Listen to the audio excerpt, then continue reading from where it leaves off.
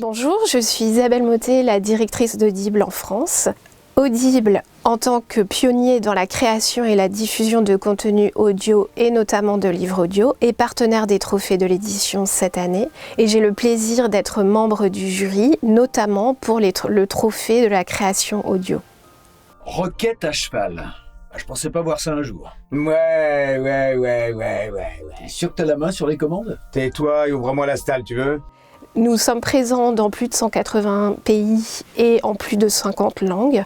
Notre catalogue inclut plus de 850 000 titres, dont plus de 21 000 en langue française. Et l'une des priorités pour Audible, c'est de continuer à faire croître la taille de ce catalogue en français, puisque la majorité des auditeurs préfèrent écouter dans leur langue maternelle, donc en français. Les voiles déchirées s'enroulaient autour du mât en claquant bruyamment. Le jeune Aden, assis dans un coin, les bras autour des jambes, les yeux grands ouverts, observait. L'une des priorités pour Audible, c'est d'augmenter la taille du catalogue en langue française, puisque, à titre de comparaison, le catalogue en langue française contient plus de 21 000 titres, quand le catalogue allemand en a déjà plus de 100 000. Et nous sommes d'ailleurs ravis de collaborer avec tous les éditeurs pour travailler sur l'augmentation de la taille du catalogue. C'est pourquoi nous sommes également ravis d'être membres du jury des trophées de l'édition aujourd'hui. Et les gens se moquent de moi parce que j'emploie de grands mots. Mais si vous avez de grandes idées, il faut bien de grands mots pour les exprimer, non ?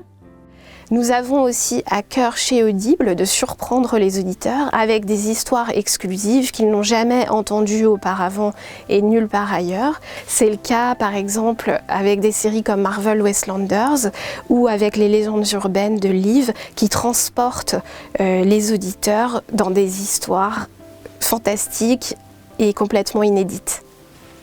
L'écoute de contenu audio est une habitude qui est de plus en plus installée dans le quotidien des Français, puisque d'après la dernière étude OpinionWay réalisée pour Audible en avril de cette année, 57% des Français ont écouté au moins un contenu audio, que ce soit un livre audio, un podcast ou une série audio. Et particulièrement concernant le livre audio, c'est déjà un Français sur 3 qui a écouté un livre audio. Donc ce format séduit de plus en plus les Français. L'intérêt du livre audio, c'est qu'il permet un usage varié et différencié en fonction du moment de la journée, puisqu'on peut tout à fait écouter une histoire et introduire plus de livres dans son quotidien, même quand on fait le ménage ou quand on fait du sport ou dans les transports en commun.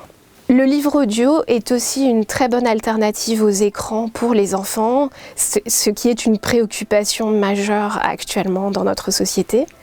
C'est aussi un format complémentaire des formats papier et numérique, puisque 64% des Français déclarent que c'est un format complémentaire et donc il permet de multiplier les usages en fonction du moment du quotidien. Et la conspiration, la fraternité. Ce n'est pas simplement une invention de la police de la pensée. Ah non, elle est réelle. Les productions audio permettent aussi de donner une nouvelle dimension au livre, puisque désormais on peut intégrer de plus en plus d'enrichissements sonores et de sons immersifs qui permettent de donner une autre dimension au texte. C'est le cas par exemple pour 1984, dont Audible a sorti l'adaptation audio en anglais plus tôt cette année et dont la version française est disponible depuis le 4 décembre.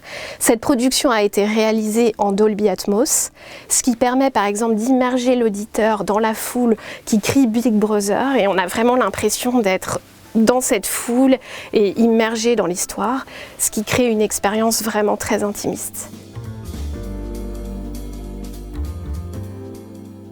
J'ai conscience que tous les dossiers seront de grande qualité, mais ce que j'aimerais voir, c'est avant tout la singularité du projet, c'est-à-dire est-ce que ce projet répond à un besoin particulier des auditeurs ou est-ce qu'il s'adresse à une cible particulière, est-ce qu'il explore un genre ou un sous-genre inédit en audio.